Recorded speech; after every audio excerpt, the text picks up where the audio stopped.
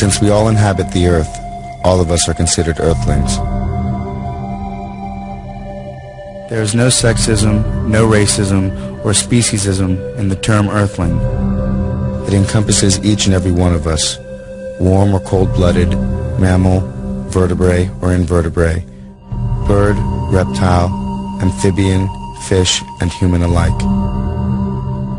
Humans, therefore, being not the only species on the planet, share this world with millions of other living creatures as we all evolve here together.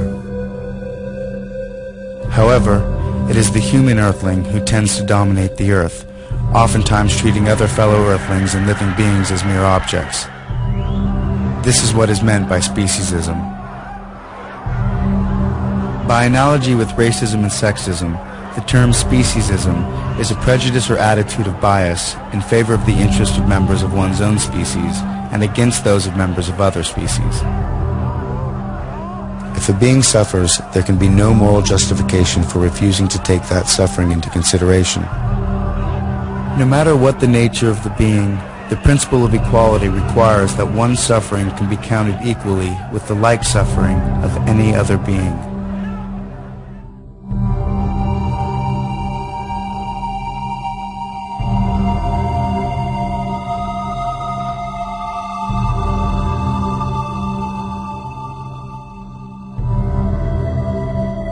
Racists violate the principle of equality by giving greater weight to the interests of members of their own race when there is a clash between their interests and the interests of those of another race.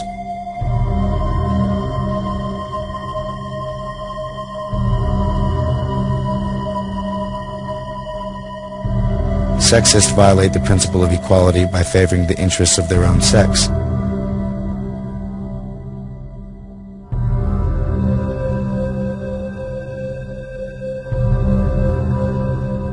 Similarly, speciesists allow the interests of their own species to override the greater interests of members of other species.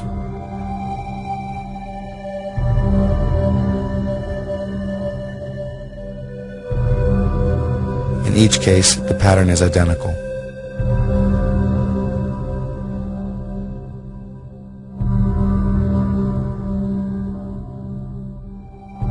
Though among the members of the human family we recognize the moral imperative of respect, every human is a somebody, not a something. Morally disrespectful treatment occurs when those who stand at the power end of a power relationship treat the less powerful as if they were mere objects.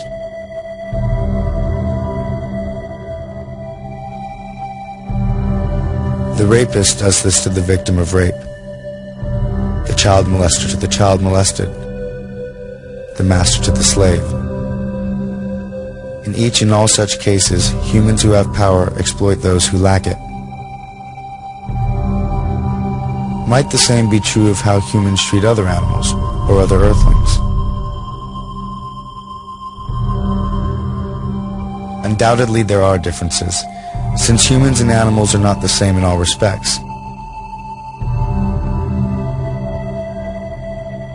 But the question of sameness wears another face. Granted, these animals do not have all the desires we humans have. Granted, they do not comprehend everything we humans comprehend. Nevertheless, we and they do have some of the same desires and do comprehend some of the same things. The desires for food and water, shelter and companionship, freedom of movement and avoidance of pain. These desires are shared by non-human animals and human beings.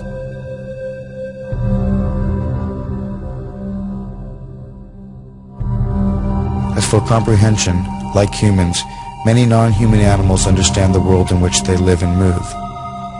Otherwise, they could not survive. So beneath the many differences, there is sameness. Like us, these animals embody the mystery and wonder of consciousness. Like us, they are not only in the world, they are aware of it. Like us, they are the psychological centers of a life that is uniquely their own. In these fundamental respects, humans stand on all fours, so to speak, with hogs and cows, chickens and turkeys. What these animals are due from us, how we morally ought to treat them, are questions whose answer begins with the recognition of our psychological kinship with them. So the following film demonstrates in 5 ways just how animals have come to serve mankind. Lest we forget.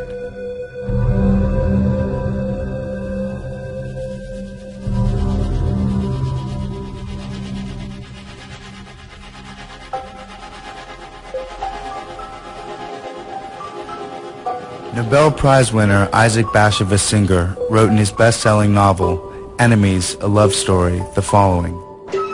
As often as Herman had witnessed the slaughter of animals and fish, he always had the same thought. In their behavior toward creatures, all men were Nazis. The smugness with which man could do with other species as he pleased exemplified the most extreme racist theories. The principle that might is right. The comparison here to the Holocaust is both intentional and obvious. One group of living beings anguishes beneath the hands of another. Though some will argue the suffering of animals cannot possibly compare with that of former Jews or slaves, there is in fact a parallel. And for the prisoners and victims of this mass murder, their Holocaust is far from over.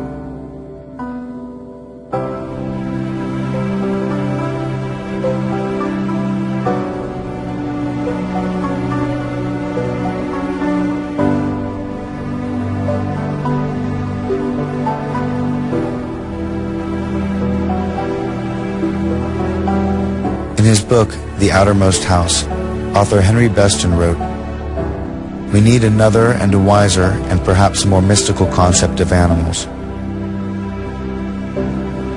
Remote from universal nature and living by complicated artifice, man in civilization surveys the creatures through the glass of his knowledge and sees thereby a feather magnified and the whole image in distortion. We patronize them for their incompleteness, for their tragic fate of having taken form so far below ourselves. And therein we err, and greatly err. For the animal shall not be measured by man. In a world older and more complete than ours, they move finished and complete, gifted with extensions of the senses we have lost or never attained.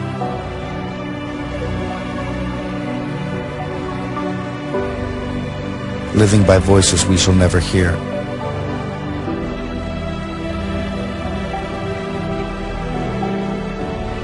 They are not brethren. They are not underlings. They are other nations, caught with ourselves in the net of life and time, fellow prisoners of the splendor and travail of the earth."